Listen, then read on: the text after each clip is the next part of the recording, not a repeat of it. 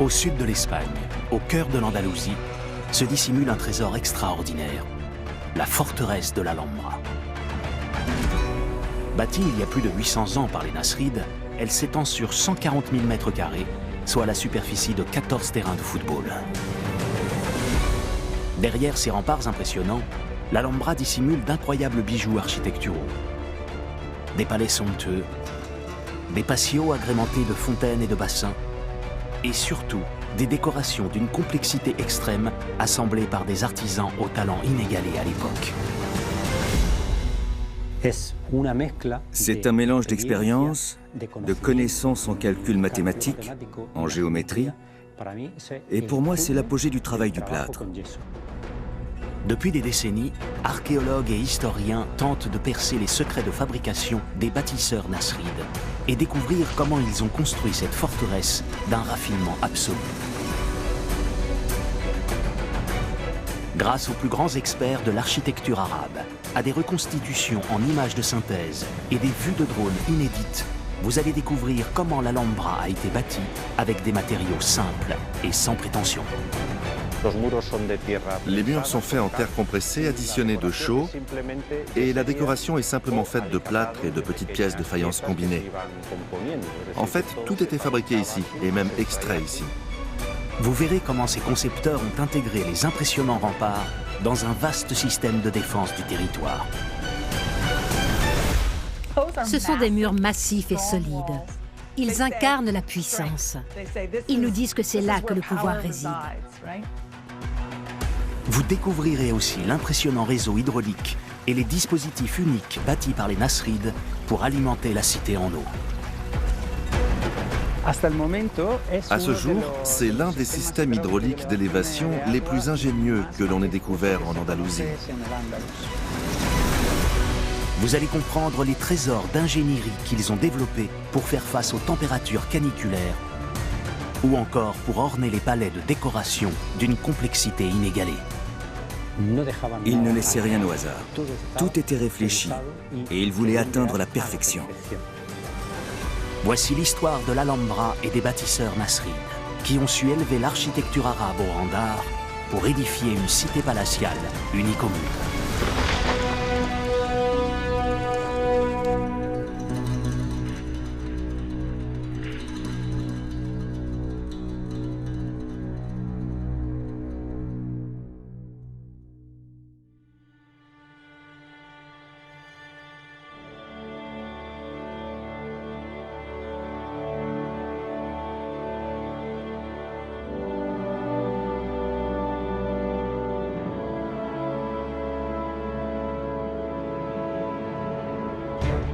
Pour rejoindre l'Alhambra, il faut se rendre à la pointe sud de la péninsule ibérique, non loin de la cité de Grenade et de l'impressionnante chaîne de montagnes de la Sierra Nevada.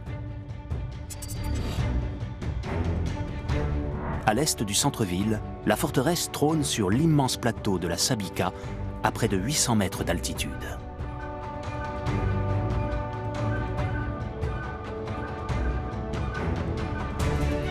Derrière ces hautes murailles se dissimule le plus incroyable trésor de l'Andalousie.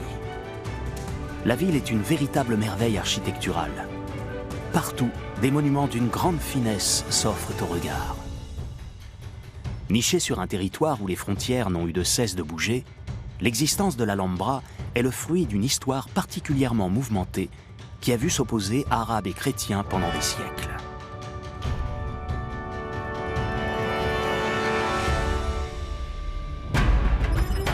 Au tournant de l'an 1000, la péninsule ibérique est dominée par des principautés islamiques.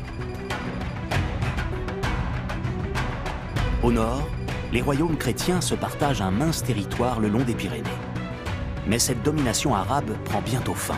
Les chrétiens se lancent dans la reconquête du pays et durant près de 2 siècles, les territoires tombent un à un.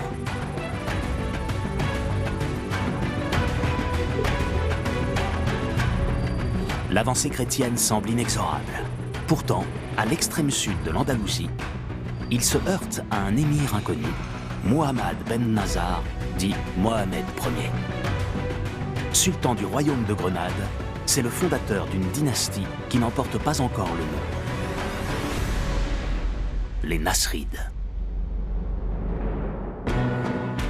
Lorsqu'il arrive à Grenade en 1237, il décide d'établir sa résidence au sommet de la colline de la Sabika, où se trouvent les ruines d'une forteresse datant du XIe siècle.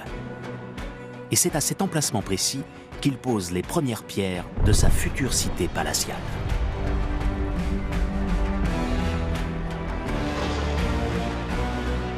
L'Alcazaba, c'est son nom, est composé de hautes tours et d'une médina intérieure.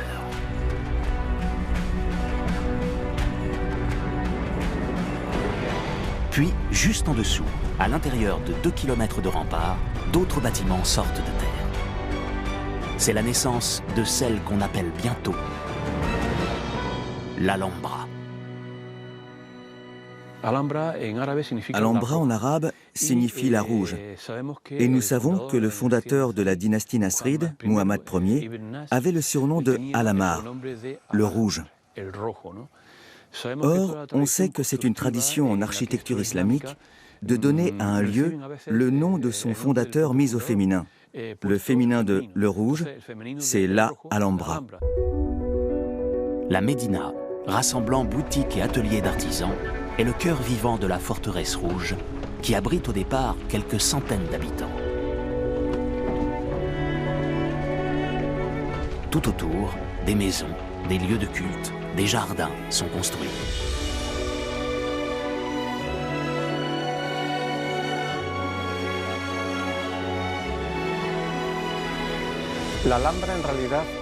L'Alhambra n'est pas juste un palais, comme on le pense généralement. En réalité, c'est toute une ville palatine, une ville royale avec tous les éléments propres à une ville.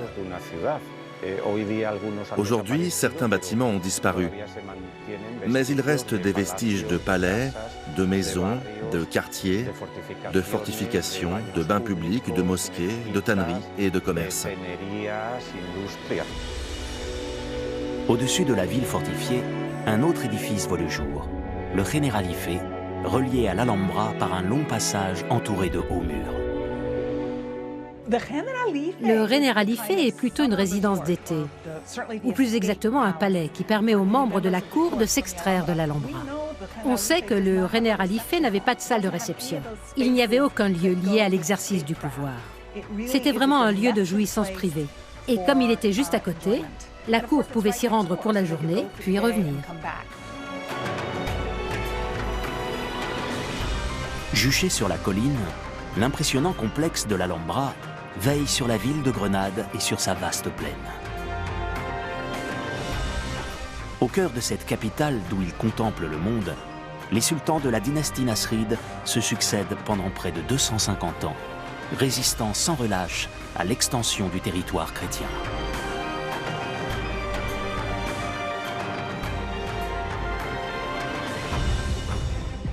Dans le sillage de Mohamed Ier, ses successeurs continuent de façonner l'Alhambra, chacun apportant au complexe sa vision architecturale et artistique.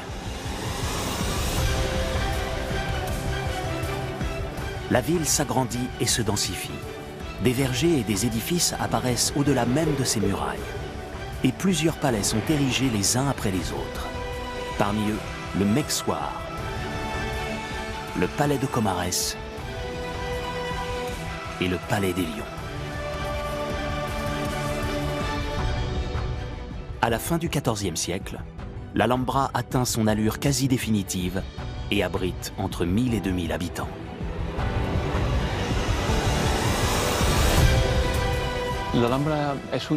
L'Alhambra est unique parce que c'est une ville vivante qui a toujours été habitée par des gens. Et ça implique que ceux qui ont eu la chance de vivre ici ont réaménagé la ville, l'ont adaptée en fonction des moments et de leurs besoins. Et nous avons des témoignages précis de cette évolution. Aujourd'hui encore, les vestiges de cette cité dynamique, prospère et vivante, sont pour la plupart encore debout et continuent de fasciner des générations d'historiens et d'archéologues. Lorsque l'on observe l'Alhambra pour la première fois, ce sont d'abord ses murailles qui impressionnent. Hautes d'une dizaine de mètres en moyenne, soit la hauteur d'un immeuble de 3 étages, elles protègent la cité des potentiels envahisseurs. Ce sont des murs massifs et solides. Aujourd'hui encore, quand vous êtes en bas à Grenade et que vous regardez ces murs, ils sont impressionnants. Très, très impressionnants. Ils incarnent la puissance. Ils nous disent que c'est là que le pouvoir réside. Il y a 800 ans, il n'y avait ni engin de chantier, ni système de transport automatisé. Alors comment les Nasrides ont-ils réussi à bâtir des remparts aussi colossaux au sommet de cette colline? La réponse est en fait extrêmement simple. Ils allaient chercher les matériaux de construction juste à côté, sur la colline elle-même. Les murs sont en effet composés de terre compressée et d'argile, prélevée sur la Sabica, à proximité de l'Alhambra. Et lorsque l'on pénètre à l'intérieur de la cité, le constat est le même. Ici, pas de pierres de taille, pas de bois exotique, pas de pierres précieuses, mais uniquement des matériaux simples et provenant tous du royaume de Grenade.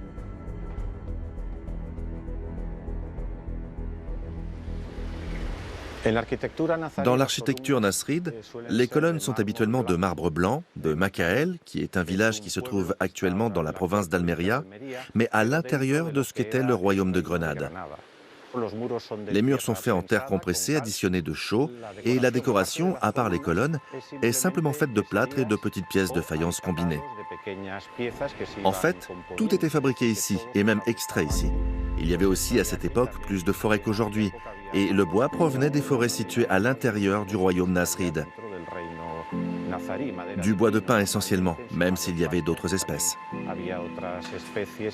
La climatologie de Grenade est un peu extrême. Et à l'époque médiévale, c'était encore pire. Il y avait des chutes de neige et des températures négatives en hiver. Et en été, elles dépassaient les 40 degrés. L'avantage de tous ces matériaux, c'est qu'ils supportaient bien ce climat et étaient assez flexibles pour durer et permettre à l'Alhambra d'être aujourd'hui toujours debout. Des matériaux transportés sur de faibles distances et adaptés aux contraintes géologiques et climatologiques. Voilà le secret des bâtisseurs nasrides. Grâce à cette stratégie, bien loin des standards de l'époque, les édifices pouvaient sortir de terre en seulement 2 ou 3 ans.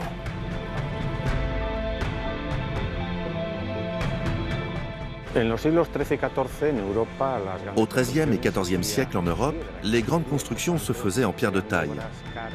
C'étaient donc des œuvres chères et très longues à construire. Au contraire, les constructions andalouses et nasrides se faisaient rapidement pour pouvoir en profiter au plus tôt. Les sultans savaient que leur règne ne durerait pas longtemps et ils voulaient donc profiter de leur œuvre architecturale.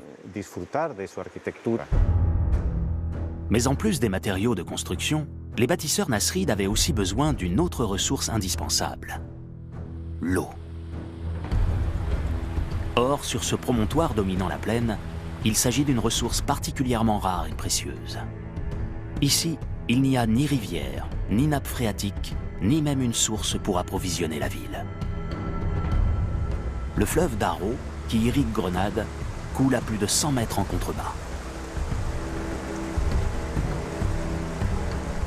Quant à l'eau de pluie, elle tombe de manière trop irrégulière pour représenter une manne suffisante.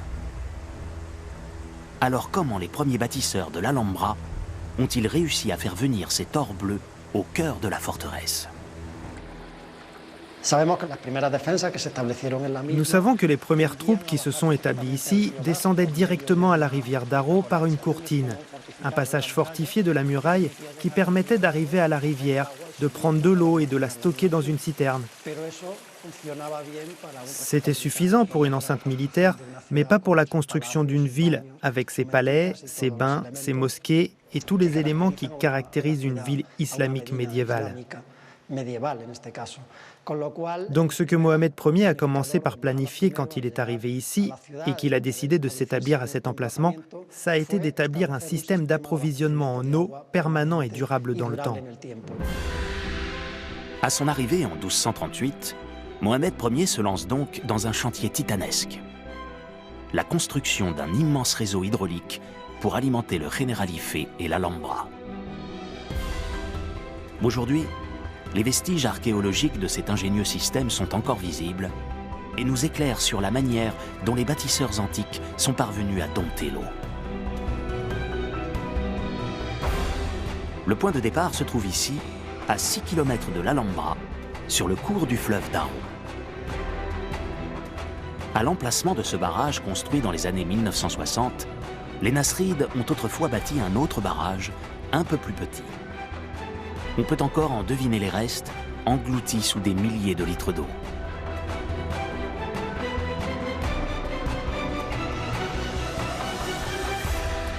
À partir de là, un immense canal dévie une partie du cours du fleuve Darro pour l'acheminer en pente douce jusqu'à l'Alhambra. La structure géologique des lieux a obligé les artisans à construire ce canal sous la forme d'un long tunnel à l'intérieur même de la colline. Aujourd'hui, une partie de ce tunnel s'est effondrée, mais les spécialistes sont unanimes. Sa construction a représenté un travail colossal et particulièrement complexe. Au cours des recherches qui ont été menées ces dernières années, nous avons pu comprendre comment était construit ce canal. C'est un canal qui mesurait 1,80 m de hauteur et pas plus d'1 mètre de largeur, ce qui permettait à une personne de creuser pendant la construction assez facilement. On a découvert également sur tout le long du canal des puits et des fenêtres qui servaient à évacuer la matière extraite au moment de la construction. Ils servaient également à la maintenance du canal, indispensable pour garder le niveau d'eau constant et en pente vers l'Alhambra. La galerie se poursuit en pente douce sur plusieurs kilomètres. Puis, avant de pénétrer dans l'Alhambra, elle se divise en deux parties.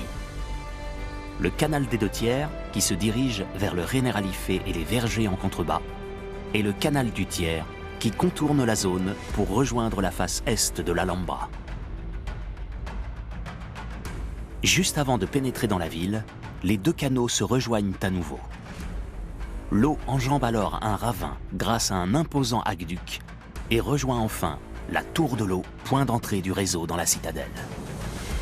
La tour de l'eau était la tour qui contrôlait l'accès à cette enceinte et à partir de laquelle s'établissait une série de ramifications et de dérivations vers toutes les citernes qu'il y avait à l'intérieur de la citadelle, vers tous les réservoirs associés, aux maisons principales, aux palais et aussi aux bains qui servaient à l'hygiène publique et pour les rituels préalables à l'entrée dans les mosquées. À l'intérieur de la citadelle, les innombrables vestiges de ce réseau d'approvisionnement sont encore visibles. Partout, l'eau, source de vie, est au cœur des constructions.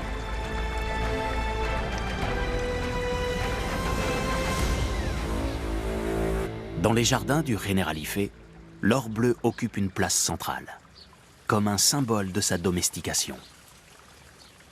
Le Generalife, c'est l'illustration parfaite du système hydraulique de l'Alhambra. C'est ce que j'aime dans ce bâtiment. J'aime le fait que, quand on marche le long de ce canal central, dans la cour d'honneur du Generalife, on voit l'eau qui rend tout possible en aval, qui rend possible l'existence de l'Alhambra. C'est très modeste, sans prétention. On n'affiche pas « voici la principale source d'eau pour le reste de la citadelle ». Non, ça ne dit pas ça. C'est juste là. C'est en quelque sorte une déclaration du pouvoir royal. Le sultan montre qu'il dispose d'une grande quantité d'eau et dit par là « il y a peu d'eau ici, mais moi j'ai de l'eau, car je suis un bon gardien de la nature ». Ainsi, j'honore la mission donnée aux musulmans par Dieu d'être des gardiens de la nature et de bien l'utiliser, d'être productifs, de la faire fructifier. C'est exactement la scène qui se joue dans ces jardins islamiques, en particulier à l'Alhambra. Mais cet impressionnant réseau d'approvisionnement en eau n'est pas le seul chef-d'œuvre hydraulique des Nasrides.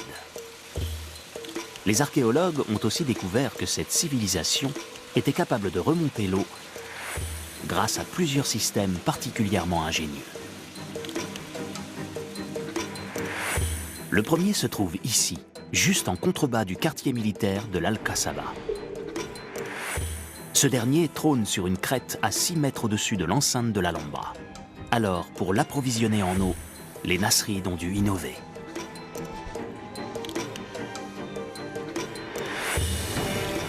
À l'extrémité du réseau interne de l'Alhambra, un canal apportait de l'eau en continu dans un premier réservoir.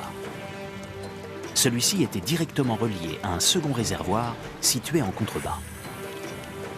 En se déversant, l'eau créait une sorte de tourbillon qui emprisonnait de l'air. Dans le second réservoir, l'eau et l'air sous pression devaient s'évacuer. Deux issues étaient possibles. La première vers le bas pour réguler la pression et la seconde vers le haut pour mener à la sortie. Mais ces deux échappatoires avaient un diamètre bien plus fin. Résultat, la pression était maintenue dans le second réservoir et l'eau était littéralement poussée à travers le conduit étroit menant 6 mètres plus haut, soit l'équivalent du deuxième étage d'un immeuble. Ce système, aujourd'hui connu sous le nom de coup de bélier, nécessite un réglage très précis de la pression de l'eau à l'intérieur de chaque réservoir. Il y a 800 ans, les Nasrides semblent être les seuls à avoir acquis un tel savoir-faire. Pour l'instant, on n'en a retrouvé dans aucune des autres civilisations qui se sont développées sur la péninsule ibérique. Au Moyen-Âge, avec la technologie, les matériaux et leur mise en œuvre possible, cela n'a vraiment pas dû être facile de construire et d'entretenir un tel système pour l'époque. Cela devait être vraiment spécifique à l'Alhambra, au point qu'encore au XVIIIe siècle, on s'y référait toujours comme de quelque chose de pratiquement merveilleux. Cela fonctionnait et permettait d'élever cette quantité d'eau vers l'Alcazaba, mais on ne savait pas très bien comment fonctionnait ce système. Un peu plus loin, à l'ouest de la ville, un autre site met en lumière tout le génie des ingénieurs nasrides. Ici, à proximité du canal royal, se trouvait autrefois ce que les spécialistes appellent un double canat. À partir du canal royal, les archéologues ont découvert un conduit de 125 mètres de long s'enfonçant à l'intérieur de la montagne. À son extrémité se trouve un réservoir surmonté d'un puits vertical haut de 63 mètres, l'équivalent d'une tour de 20 étages. Là, l'eau était remontée grâce à un système appelé Noria. Une roue dentée mue par traction animale permettait de remonter des godets remplis d'eau accrochés le long d'une corde. Mais ce n'est pas tout. Cette eau était mêlée à celle d'un autre canal et envoyée dans un nouveau réservoir. De là, un autre conduit pénétrait dans la montagne et rejoignait un second puits de 60 mètres de profondeur. Une deuxième noria faisait alors remonter une nouvelle fois cette eau jusqu'au sommet de la colline de la Sabika. Au total, l'eau du canal royal parcourait ainsi 346 mètres, soit 7 longueurs de piscine olympique, pour être finalement récupérée 125 mètres plus haut et approvisionner les bâtiments et les jardins. Une véritable prouesse technique qui continue aujourd'hui encore d'impressionner les spécialistes. Le système d'élévation d'eau au moyen de Norias est vraiment typique de l'Andalousie islamique. Mais sur celle-ci, ce qui est le plus impressionnant, ce sont ses dimensions. Une roue de 60 mètres de hauteur, c'est quelque chose au niveau technique, et c'est difficile à mettre en marche. Mais les résultats sont là, les puits sont là. À ce jour, ce système de deux Norias qui se succèdent est l'un des systèmes hydrauliques d'élévation les plus ingénieux que l'on ait découvert en Andalousie. Après avoir acquis la maîtrise de l'or bleu, les Nasrides ont dû faire face à un autre défi, protéger efficacement leur capitale des royaumes ennemis. À elles seules, les hautes murailles ne suffisaient pas. Il fallait aussi prévenir d'éventuelles attaques pour mieux se défendre. Tout le long des remparts, les bâtisseurs ont ainsi construit de nombreuses tours. 29 au total.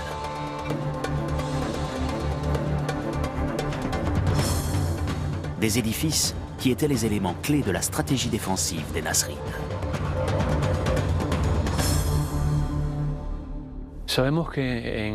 Nous savons qu'à l'époque médiévale, les tours avaient une fonction défensive, parce qu'elles étaient situées sur les parties hautes de la montagne. ce qui permettait de surveiller toute l'étendue du territoire qui était vaste. Ils les utilisaient pour communiquer au moyen de miroirs, en réfléchissant la lumière, ou par des signaux de fumée. Et ainsi, ils pouvaient envoyer des informations d'une tour à l'autre, comme par exemple d'éventuels mouvements de troupes, et mieux préparer leur défense. Les tours de guet de l'Alhambra représentent le point central d'un vaste système de communication à travers tout le royaume. À tous les endroits stratégiques, dans les villes comme dans les villages, au sommet des montagnes comme au creux des vallées, des dizaines de tours fortifiées sont bâties. Situées à portée de vue les unes des autres, elles communiquent par des signaux de fumée ou des effets de miroir. Ainsi, lorsqu'un mouvement de troupes ennemies est détecté à l'extrémité du royaume de Grenade, l'information se transmet de tour en tour, jusqu'à l'Alhambra. Grâce à ce réseau d'informations ultra efficace, les Nasrides sont prêts à réagir à n'importe quelle tentative d'invasion, de la part des royaumes chrétiens du Nord ou de celle des autres sultanats arabes au Sud. À l'intérieur des murailles, la citadelle de l'Alhambra est ainsi parfaitement à l'abri des menaces extérieures, et les architectes nasrides peuvent y exprimer toute l'étendue de leur talent.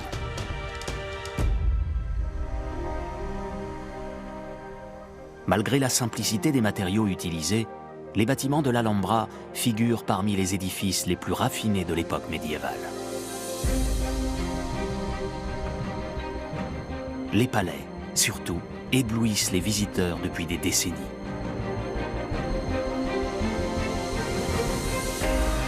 Le palais de Comares fait partie des monuments les plus impressionnants.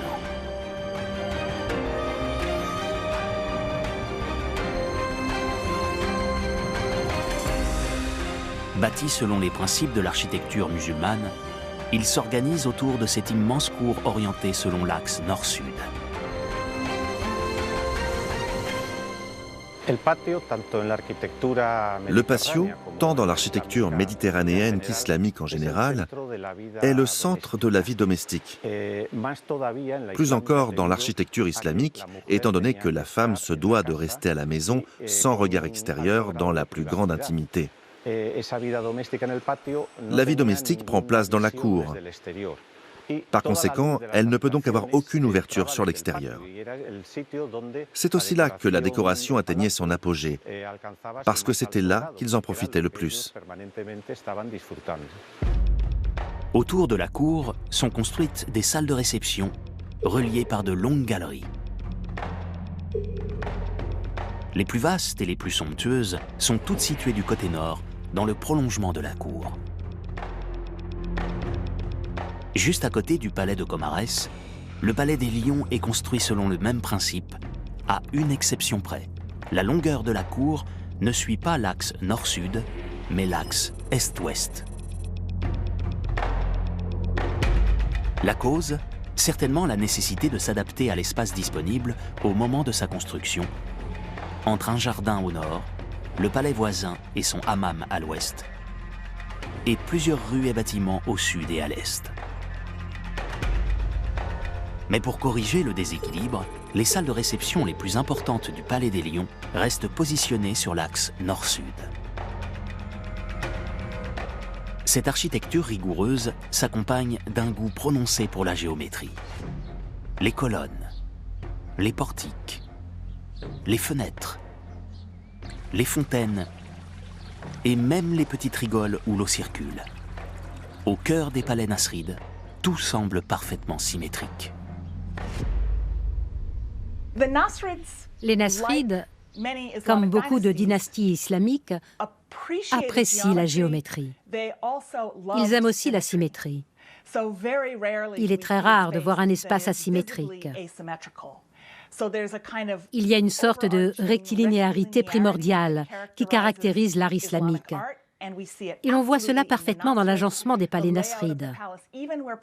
Même là où plusieurs palais sont construits les uns à côté des autres, ils sont placés de manière à ne pas interrompre les axes nord-sud et est-ouest. À la symétrie des palais nasrides s'ajoute un travail monumental de décoration. Partout où le regard se porte, apparaissent des formes géométriques. Des motifs floraux. Des inscriptions reprenant des versets du Coran. Quand ils commencent à décorer un espace, la décoration envahit tout. Il faut imaginer que, lorsqu'une pièce était achevée à l'époque nasride, elle était décorée depuis le sol, avec des tissus et des matériaux comme la céramique, la faïence. Ensuite, on avait des plantes décorées avec des panneaux de faïence de différentes couleurs. Puis, d'autres panneaux décoratifs dans le plâtre et le plafond, en bois ou en moukarnas. Tout était profondément décoré. La décoration est vraiment mise en avant chez les Nasrides.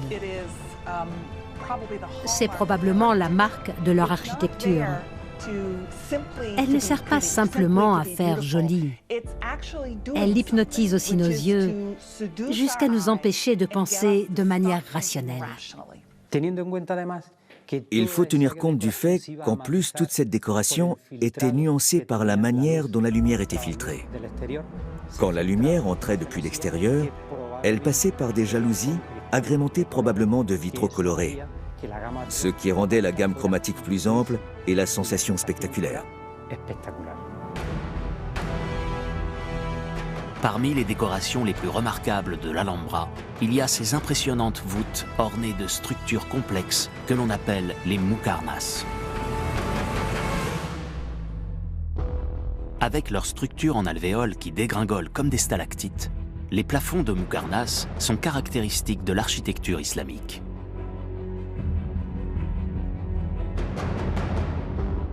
Et derrière leur apparence désordonnée et chaotique, ces constructions sont le fruit d'un savoir-faire exceptionnel qui n'a de cesse d'impressionner même les plus grands spécialistes. Le grand défi d'un maître d'œuvre nasride, qui était d'élever des structures aussi complexes avec les connaissances de l'époque, suscite chez moi aujourd'hui énormément d'admiration. Chaque fois que je m'approche de l'une d'elles, je continue d'apprendre. C'est tellement fascinant de voir un dôme de Moukarnas. Quand on le regarde, on ne peut pas savoir quelle est sa hauteur. On ne peut absolument pas le savoir, car il semble s'élever jusqu'à l'infini. Cette expérience de l'infini est difficile à obtenir en art. C'est très difficile. Sauf quand vous regardez à une distance lointaine ou que vous regardez en l'air vers le ciel. Ici, vous l'avez à l'intérieur d'une œuvre architecturale. Ils ont réussi à recréer cette expérience qui consiste à regarder indéfiniment vers le haut. Ce dôme n'a pas de fin, il plonge dans l'obscurité. De quelle manière les artisans nasrides parvenaient-ils à bâtir de tels chefs-d'œuvre? Pour le comprendre, il faut décomposer le moukarnas pièce par pièce. Au départ, les concepteurs utilisent seulement 7 à 8 formes géométriques particulières et complémentaires. Elles sont ensuite assemblées les unes aux autres avec du plâtre pour former la structure choisie. Pour obtenir la combinaison parfaite, les spécialistes en sont certains, les ingénieurs nasrides ne pouvaient pas improviser. Ils utilisaient nécessairement un plan soigneusement préparé.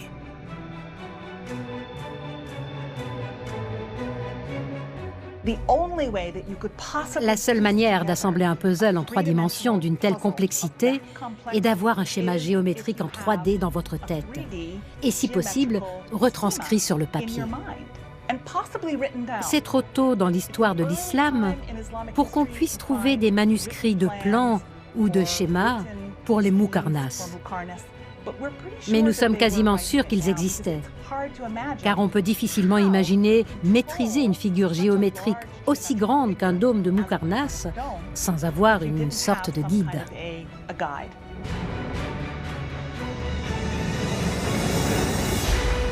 Mais au-delà de leur conception d'une précision sans faille, les moukarnas devaient aussi être installés parfois à plus de 10 mètres du sol. Pour réaliser une telle prouesse, les artisans commençaient leur œuvre par le bas. Ils confectionnaient les formes grâce à des moules qu'ils remplissaient de plâtre. Une fois le plâtre pris et durci, ils extrayaient la forme du moule, puis la taillaient et la polissaient pour obtenir la forme parfaite. Les formes étaient ensuite collées les unes après les autres aux parois grâce à de la pâte de plâtre.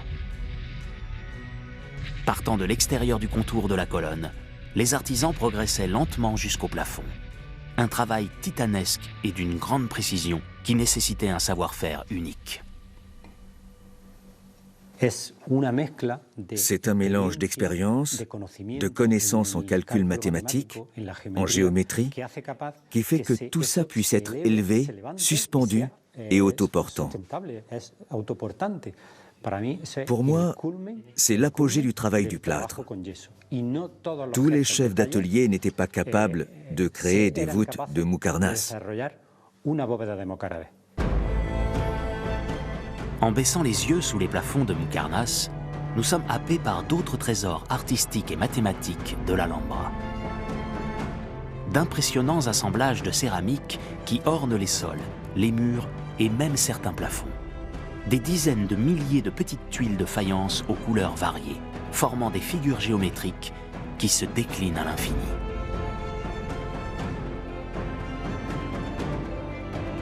Ces structures, baptisées lassos, semblent d'une extrême complexité. Et pourtant, leur conception se base sur des figures très simples. Le fondement de cette géométrie est fait d'éléments basiques, comme un carré ou un cercle. La rotation d'un carré va générer des étoiles à 4 branches, des étoiles à 8, des étoiles à 16 branches. Et en faisant des rotations, des translations et des réflexions, on peut combiner tous les éléments géométriques décoratifs que l'on peut trouver dans l'Alhambra. À la base, tout cela part d'un carré ou d'un cercle. À partir de ces deux éléments géométriques, on génère toute la complexité du système géométrique du lasso. Comment les Nasrides parvenaient-ils à transformer de simples carrés en motifs aussi élaborés que les lassos? Pour le savoir, il faut repartir de la figure de base. Deux carrés décalés l'un par rapport à l'autre forment une première étoile. Puis, en prolongeant les lignes de chaque carré, on obtient une autre étoile aux branches allongées. En reliant les sommets de cette seconde étoile, on forme ensuite un octogone. En traçant les diagonales du carré qui englobe l'étoile, on dessine une grande croix. Tous ces éléments étant tracés, il s'agit ensuite de sélectionner les lignes que l'on conserve et celles que l'on fait disparaître. En ajoutant des couleurs, la diversité des motifs possibles est encore plus grande. Reste désormais à multiplier le motif choisi, à le combiner à d'autres, à diversifier les couleurs pour obtenir des dessins complexes et raffinés.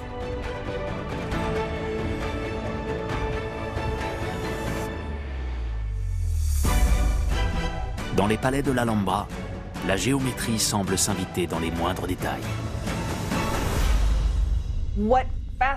Ce qui me fascine, c'est la manière dont l'Alhambra révèle un intérêt plus large du monde islamique pour les mathématiques et la géométrie.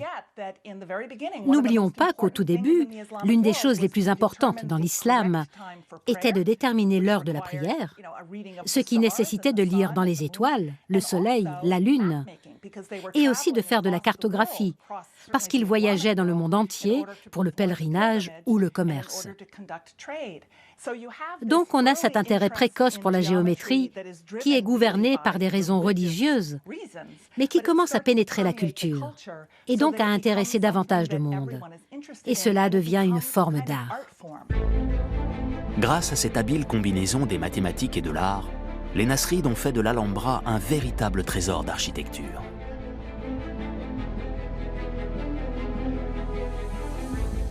Des décorations de faïence jusqu'aux somptueuses voûtes de Mukarnas, tout est fait pour ravir le regard des sultans et de leurs invités.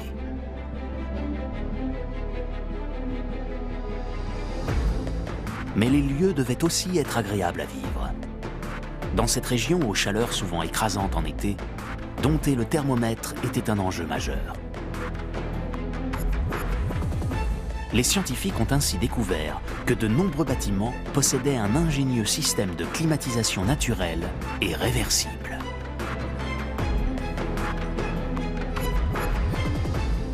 L'un des plus perfectionnés se trouve dans le tout dernier édifice bâti par les Nasrides au XVe siècle, la Tour des Infantes. Ce petit palais d'habitation intégré à l'enceinte défensive est conçu, comme les autres bâtiments, autour d'une cour centrale.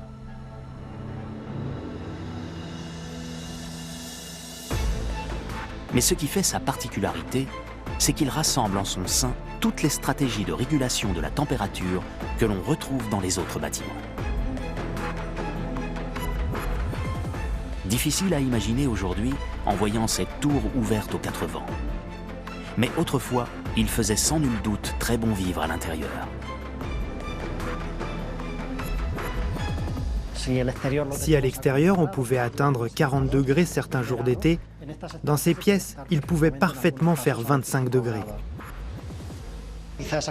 Aujourd'hui, ces conditions ne seraient pas suffisantes, mais à cette époque, c'était les meilleures qu'on pouvait obtenir. Comment les architectes nasrides parvenaient-ils à réguler aussi efficacement la température au cœur des étés caniculaires? Leur secret vient de la conception même des bâtiments, soigneusement réfléchis pour limiter l'apport de chaleur. Dans la Tour des Infantes, comme ailleurs dans l'Alhambra, les salles les plus importantes sont placées au nord, à l'abri du soleil torride de l'été. Quant aux murs de terre crue, ils sont d'une épaisseur considérable. Conséquence, la chaleur extérieure met beaucoup de temps à pénétrer dans l'édifice. La fraîcheur du matin parvient ainsi à l'intérieur en début d'après-midi, justement quand le thermomètre commence à grimper. Et la chaleur étouffante de la fin d'après-midi commence quant à elle à entrer en fin de soirée, au moment où il fait plus frais. Autre élément clé dans la régulation de la chaleur et de la lumière, la petite taille des ouvertures. Beaucoup de ces édifices ont des fenêtres qui limitent les échanges de chaleur avec l'extérieur. Dans la journée, on pouvait les fermer par des jalousies ou d'autres éléments qui permettaient de faire un premier filtre de la lumière et de la chaleur extérieure. On pouvait ainsi, d'une certaine manière, maîtriser les températures et les variations lumineuses pour qu'elles ne pénètrent pas de manière incontrôlée dans les pièces et que ces dernières restent fraîches quand il le fallait, ou au contraire, qu'elles s'ouvrent quand c'était nécessaire. Mais même si tout était fait pour empêcher la chaleur de l'été de pénétrer dans les bâtiments, celle-ci finissait toujours par s'immiscer à l'intérieur. Il s'agissait donc de parvenir à l'évacuer efficacement. En d'autres termes, de mettre en place un système de ventilation naturelle. Et là encore, les fenêtres jouent un rôle clé dans le dispositif. En particulier, celles, très nombreuses, disposées en hauteur tout autour du bâtiment.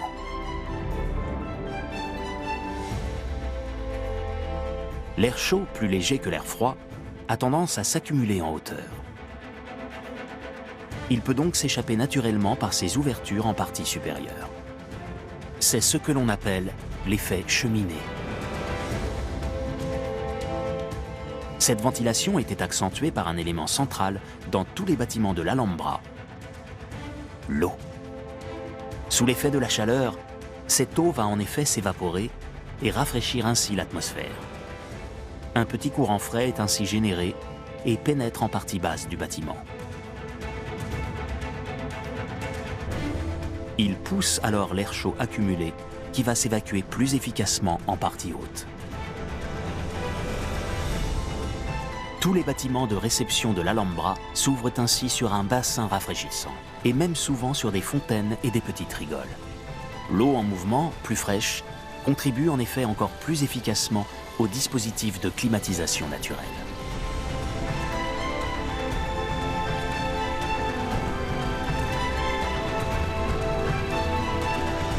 En contribuant à atténuer les conditions climatiques extrêmes, l'eau salvatrice façonne véritablement les espaces de l'Alhambra. Partout, elle occupe une place centrale dans l'agencement des bâtiments. Elle est mise en valeur, magnifiée, honorée, comme l'un des biens les plus précieux des habitants de la citadelle.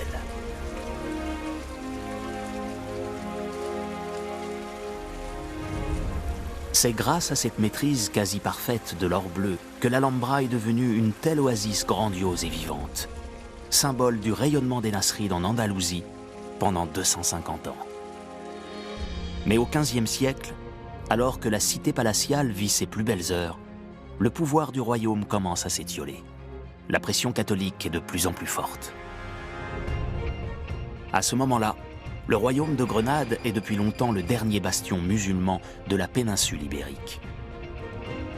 Face à lui se trouvent deux royaumes catholiques surpuissants, les royaumes de Castille et d'Aragon. En 1492, dans un ultime affrontement, les catholiques triomphent face aux Nasrides. Grenade et l'Alhambra tombent entre leurs mains. En ces temps-là, les vainqueurs avaient pour habitude de détruire totalement les temples et les palais des peuples conquis. Mais les rois chrétiens ont été littéralement envoûtés par la beauté de l'Alhambra.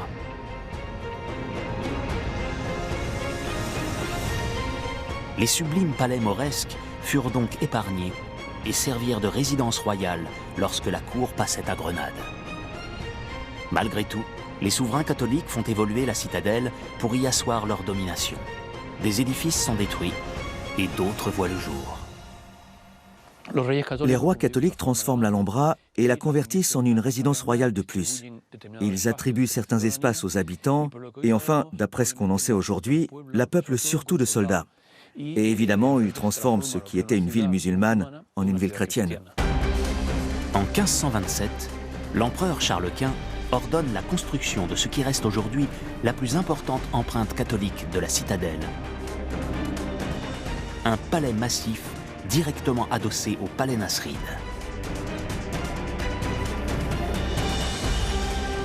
L'édifice est un immense carré de 63 mètres de côté, haut de 17 mètres et abritant un patio circulaire de 30 mètres de diamètre, orné d'une double colonnade.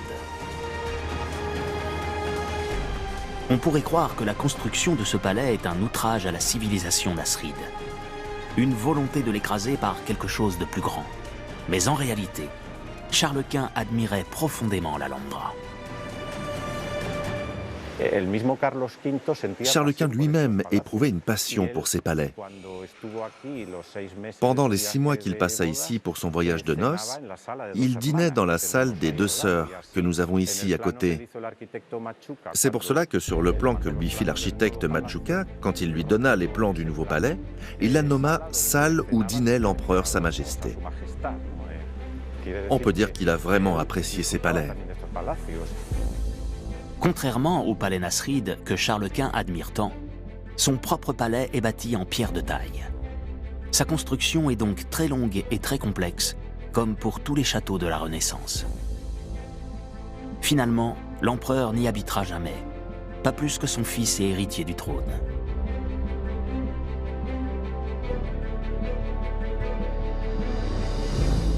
Un siècle après le début de la construction, les travaux cessent en 1637 et l'édifice demeure sans toiture. À ce moment-là, l'Alhambra tombe en disgrâce. La nouvelle famille royale espagnole établit sa capitale à Madrid. La citadelle nasride est abandonnée. Pendant plus de 2 siècles, elle tombe dans l'oubli et voit ses salons se convertir en porcheries ou en bistrots. Au début du XIXe siècle, les troupes françaises de Napoléon s'y installent, puis font sauter plusieurs bâtiments lors de leur retraite. Les ruines de la Tour de l'Eau sont un triste témoin de la destruction semée par les soldats de l'empereur.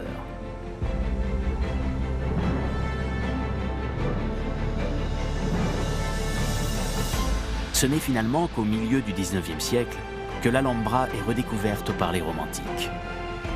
Malgré les années noires qui ont précédé, la cité est encore debout et nombre de bâtiments, dont plusieurs somptueux palais, sont intacts. Le palais de Charles Quint se voit enfin doté d'un toit, et depuis lors, les spécialistes se succèdent pour préserver et étudier l'Alhambra. ce trésor de l'architecture arabo-andalouse est ce précieux symbole du savoir-faire hors du commun des architectes, ingénieurs et artisans nasrides. C'est une époque où il n'y avait pas de machine à vapeur, pas d'électricité. C'était uniquement du travail manuel, et avec des machines faites de cordes et de poulies, ce genre de choses. C'est extraordinaire quand on pense à tout le travail que cela représente. Et bien sûr, c'est du travail invisible, car aujourd'hui, qui célébrons-nous ? Nous célébrons les sultans nasrides. Nous célébrons ceux qui ont profité du fruit de ce travail. Mais on ne pense pas à tous les gens qui ont monté ces pierres, qui les ont taillées. Ils n'ont pas de nom. Mais on les voit lorsque l'on regarde ces murs. C'est leur travail, leur héritage.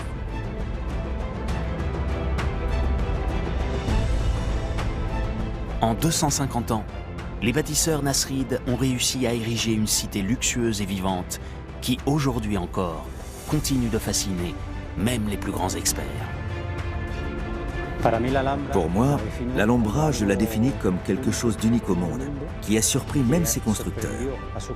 Elle a surpris aussi les différentes cultures qui s'y sont succédées, et elle continuera sans aucun doute à toujours nous surprendre.